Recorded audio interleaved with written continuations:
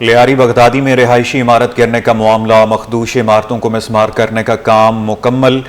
कल सुबह 7 बजे दोबारा ऑपरेशन का आगाज किया जाएगा। मखदूश इमारत के रिहायशी सामान निकाल कर ले गए थे। इमारत के मकीनों को सामान निकालने का वक्त दिया गया था। नाजरीन, आपको अपडेट करते चलें कि मखदूश इमारतों को मिसमार करने का काम कुछ हद तक मुकम्मल। कल सुबह 7 बजे दोबारा ऑपरेशन का आगाज किया जाएगा। मजीद क्या तफसीलात है बताएंगे दुरेश शहवार। जी दुरेश शहवार, बताइएगा तफसीलन। हाँ जी बिल्कुल, इस वक्त मैं मौजूद हूँ लियारी बगदादी में, जहाँ पर ये इमारत मुनहदम होने का वाक़या अफसोसनाक वाक़या पेश आया था। मेरे अक़ब में आप देख सकते हैं ये इमारत का मलबा पड़ा हुआ है। ये पूरा मैं चाहूँगी मेरा कैमरामैन पैन करके दिखाए कि किस तरह से यहाँ पर ऑटो, लोगों के घरों की टोकरियाँ यहाँ पर पड़े हुए हैं, जो उन्होंने पाई जोड़ कर 1-1 रुपया जोड़ कर अपने घर बनाए थे, लेकिन वो इस अफसोसनाक सानहे की नज़र हो गए। जिस तरह से यहाँ पे छोटे छोटे बच्चों के कपड़े भी हमने देखे हैं और बहुत सी ऐसी चीज़ें जो मेहनत करके बंदा पाई जोड़ के अपना घर बनाता है। और अक़ब में जो इमारत है ये वो है जिसको SBCA की जानिब से इसको मसमार करने के अहकामात जारी कर दिए गए हैं। अगर इसकी परसेंटेज के हवाले से हम बात करें तो इसको तकरीबन 20 से 25% इसको तोड़ लिया गया है। मगरिब से पहले ये काम रोक दिया जाता है और सुबह ये काम मजदूरों की जानिब से शुरू किया जाता है, फिर ये काम लेके चलते हैं। अब अगर इमारत को तोड़ने के हवाले से बात करें तो ये इमारत को छत पर से तोड़ते ये पहले फ्लोर पे पहले तोड़ेंगे, उसके बाद 2nd फ्लोर 3rd फ्लोर, इस तरह से तोड़ते ये इमारत ऊपर पे जाएंगे। ये जो इलाका है लियारी, इसमें बहुत सारी इमारतें ऐसी हैं जो मखदूश है, जिसको SBCA की जानिब से सील भी किया जा रहा है। ये जो इमारत को SBCA ने तोड़ने का हुक्म जारी किया, ये वो इमारत है जो इमारत मुनहदम हुई है उसका पिछला हिस्सा है, जिसको अब SBCA की जानिब से तोड़ा जा रहा है। इसमें जो लोगों का सामान था वो सामान उनको निकालने का टाइम फ्रेम दिया गया कि वो सामान निकाल सकते हैं। अब लोगों के रुकने की बात करें तो मेरी यहाँ पे इलाका मकीनों से बात हुई थी, फ्लैट के रिहायशियों से। उनका ये कहना है कि उन्होंने थोड़ा ये गिला ये किया कि उनको प्रॉपर कहीं रहने की कोई जगह नहीं दी गई। उन्होंने जो रात थी वो सड़क पर और मस्जिद में कुछ लोगों ने रात गुजारी है, जबकि ख़वातीन ने जो अपना टाइम गुजारा है वो रिश्तेदारों के घर जाकर गुजारा है। बहुत मुश्किल वक्त है इनके लिए, लेकिन उनका ये भी कहना है कि उनको गवर्नमेंट की जानिब से ऐसी कोई जगह प्रॉपर प्रोवाइड की जाए। अच्छा दुरेश शहवार, जैसा कि आपने ये चीज़ मेंशन की है कि रिहायशियों को सामान निकालने का हुक्म दिया गया है, इस हवाले से यह भी बताइएगा कि रिहायशियों की जानिब से शिकवा किया जा रहा है कि सामान निकालने के लिए 5,000 रुपए का तकाजा किया जा रहा है। इस हवाले से आपके पास क्या तफसीलात हैं? अच्छा, इस हवाले से अगर बात की जाए तो उनका ये कहना है कि जो प्राइवेट मजदूर जो ये तोड़ रहे हैं, ठीक है, उनकी जानिब से ये तकाजा किया गया है कम से कम 3,000 और ज़्यादा से ज़्यादा 5,000 रुपये लेके, क्योंकि ये इमारत काफ़ी बड़ी है जिससे सामान उनको लेके नीचे आना है। लेकिन इसमें रिहायशियों का ये शिकवा है कि अभी जब उन्होंने अपने प्यारों को, क्योंकि ये जो इमारत को तोड़ने का हुक्म जारी किया, इसमें वो रिहायशी भी थे जिनके मुनहदम होने में इनके कुछ घर और घर वाले यहाँ पर थे और कुछ फ्लैट उनके जो इमारत तोड़ी जा रही वहाँ पर भी है। तो उनका ये शिकवा है कि सिंध गवर्नमेंट को चाहिए इस अफसोसनाक वाक़या जिससे अभी वो निकल नहीं पाए हैं और शायद सालों तक नहीं निकल पाएंगे, तो इस टाइम पर उनको सपोर्ट चाहिए। अच्छा, तो ये भी बताएगा कि लियारी में अभी कितनी मखदूश इमारतें बाकी मौजूद हैं?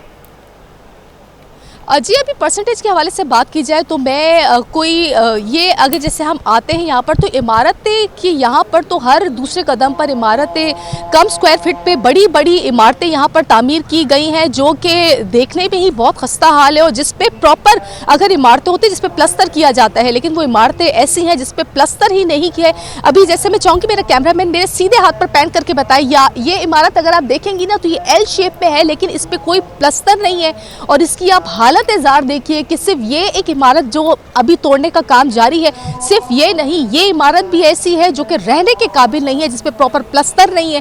कम जगह पर 120 गज है मेरा ख्याल है ये, और इस पे आप अगर देखेंगे तो 5 से 6 मंजिला इमारत ये तामीर की गई है। जी अच्छा दुरेश शहवार, ये भी बताइएगा कि इमारत को मुकम्मल तौर पर कितने दिन तक मिसमार कर लिया जाएगा, और दूसरा, इमारत मिसमार होने के बाद रकबे का जो कब्जा है वो किसकी दस्तरस में आएगा? जी, अगर इमारत मस्मार करने के हवाले से बात की जाए तो अभी जिस तरह से ये स्लो प्रोसेस काम कर रहे हैं, यानी कि सुबह आते हैं और मगरिब से पहले ये काम कंप्लीट करते हैं, तो मेरे अंदाजे के मुताबिक और यहाँ पे जो मेरी बात हुई थी, ये तकरीबन 20 से 25 दिन लग जाएंगे इस इमारत को तोड़ने में। और लेकिन अगर दूसरी बात अगर हम करें कि इमारत तोड़ने में जो रिहायशी हैं, ये इस वक्त जिस अफसोसनाक और जिस सानिया जिस कर्ब से गुजर रहे हैं, उनका ये कहना है कि वो कर्ब, वो अफसोस शायद ही कोई दूसरा उसको महसूस कर सके कि उन्होंने अभी 2 दिन पहले अपने प्यारों को खोया। और कुछ ऐसे भी लोग थे जिनके प्यारों की लाशें तकरीबन 50 घंटों के बाद, 45 घंटों के बाद उनकी प्यारों की लाशें मिली हैं। वो उस सारे उस कर्ब से नहीं निकले हैं कि यहाँ पर इनसे ये इमारत खाली करवाने का, ये इमारत तोड़ने का, जहाँ पर वो रह रहे थे, उसका ऑर्डर SBCA की जानिब से जारी कर दिया गया। जी, जारी कर दिया गया। दौरे शहवार आप हमारे साथ ही मौजूद रहिएगा। हमें ज्वाइन किया है तर्जुमान सिंध हुकूमत सुखदेव हिमनानी ने। सर, बहुत शुक्रिया आपके वक्त का। सर, कहिएगा कि हम देख रहे हैं कि इमारतें मखदूश हैं लियारी के अंदर और गिराई भी जा रही हैं, तो लेकिन जो अवाम है उनको कोई अल्टरनेट जगह नहीं फराम की जा रही, इस हवाले से बताइएगा। जी, ये सब लियारी में नहीं, पूरे कराची में, जैसे आपने अगर कल का वो डिसीजन जो अनाउंस हो तो सुना हो मिनिस्टर लोकल गवर्नमेंट का, कि जो 500 से ज्यादा पूरे कराची में, तो उनमें से मोस्ट सेंसिटिव 51 उनको जो है सेव करने की उसमें जो है इनिशिएट कर दिया। जो मोस्ट सेंसिटिव 51 के अराउंड, उसमें लाजमी नहीं कि सारी गिराई जाए। जो इस कंडीशन में जिनको नहीं बचाया जाए तो उनको गिराया जाए। जो अगर इस कंडीशन में है कि उनको हम रिहेबिलिटेट कर सकें, उसको रेनोवेट करके, मरम्मत करके, उसकी हम लाइफ सिस्टम अगर वो बढ़ा सके एक आधा तंदुरुस्त करा के, तो वो काम भी साथ शुरू हो गया। बिल्कुल आपकी बात जायज़ है कि एक कानून में लूपहोल है कि रिहेबिलिटेट करने के लिए उनको जो एक ऑल्टरनेट स्पेस दिया जाए, उस पर काम चल रहा है। कोई पॉलिसी अभी तक वाज़ेह की कानून में ऐसी कोई गुंजाइश नहीं थी, तो हमने कल की मीटिंग के बाद CM साहब ने यही डिसाइड किया कि as soon as possible within 24 to 72 hours कोई ऐसी पॉलिसी हम अनाउंस कर लें। एक बार रिपोर्ट आ जाए कमिश्नर कराची की जो कमेटी हमारे बनी, एक बार वो आइडेंटिफाई करने इन सब 51 इमारतों में जो लोग रह रहे हैं, क्योंकि आप थोड़ा इस पर फोकस करें तो उस पर 3 कैटेगरीज के लोग रह रहे हैं। एक तो जो घरों के खुद मालिक है, दूसरे जो किराएदार है, जो घर के मालिक नहीं है बट किराए पर रह रहे हैं, तीसरे वो जो कराची में अनफॉर्चुनेटली हमारे पास सिस्टम चल रहा है पगड़ी सिस्टम, जो मतलब जो है वो गैर कानूनी तौर पर कोई इमारत बननी होती है, कोई पोर्शन पड़ा तो आपस में लोग पगड़ी के थ्रू मतलब एक सर्टेन अमाउंट एक दूसरे के एक्सचेंज करके वो प्रॉपर्टी एक्सचेंज करते। तो उन तीनों के लिए कोई एक यूनिफॉर्म पॉलिसी बनाने में हमें थोड़ा टाइम लगेगा, कुछ दिन लगेंगे, ताकि ये तादाद इतनी ज्यादा है। तो ये इंशाल्लाह विद इन 72 आवर्स जो एक पॉलिसी आप देखेंगे कि अनाउंस हो जाएगी। वंस का कमेटी जो है वो अपनी फाइंडिंग्स पूरी कर ली, जो कमिश्नर कराची साहब लीड कर रहे हैं। उनकी कल एक मीटिंग हो गई थी, आज भी इनकी एक मीटिंग होनी है। कल सुबह तक एक्सपेक्टेड है कि उनकी रिपोर्ट आ जाएगी, तो उसके बाद इसके भी आपको हम अनाउंसमेंट इंशाल्लाह सिंध गवर्नमेंट जल्दी कर देगी। अच्छा, सुखदेव साहब, ये भी बताइएगा कि हुकूमत सिंध की जानिब से बहुत खुश आइंद इकदाम किया जा रहा है कि मुतासरीन को 80-80 गज के प्लॉट अलॉट किए जा रहे हैं, तो ये बताइएगा कि क्या हुकूमत की जानिब से अब तक लिस्ट जो है वो तरतीब दी जा चुकी है, और दूसरा अलॉटमेंट कब तक की जाएगी?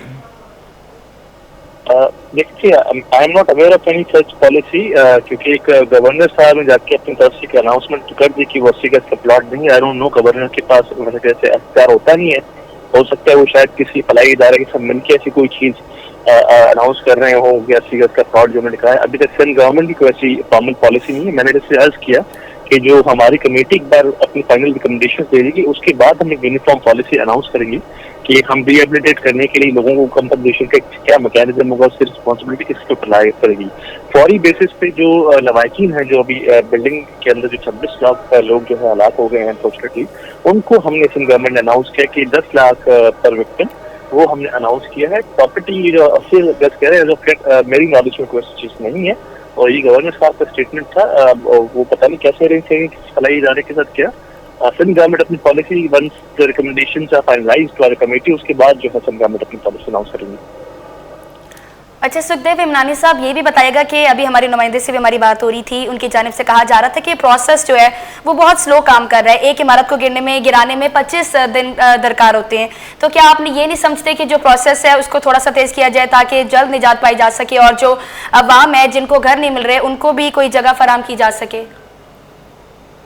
देखिए जी, 25 दिन हर इमारत पे नहीं लगता, हर इमारत के डायनेमिक्स डिफरेंट होते हैं। जैसे मैंने अर्ज किया, कुछ इमारतें ऐसी हैं जिनको बताया जा सकता है रेनोवेट करके उसमें कुछ मजीद तामीरात हटा के वहाँ से, कुछ ऐसी हैं जो बिल्कुल नहीं बताई जा सकती, उनको फुली डेमोलिश करना है। काफी इलाके ऐसे जैसे आप निकल यारी की बिल्डिंग गिरी, वो इलाका ऐसा था कि कंजेस्टेड एरिया है, वो एक बिल्डिंग गिरी तो उसने अपने बराबर में जो उसे अतराफ में 2-3 बिल्डिंग थी उसको भी डैमेज कर दिया, उसको भी डेंजर में डाल दिया उसने।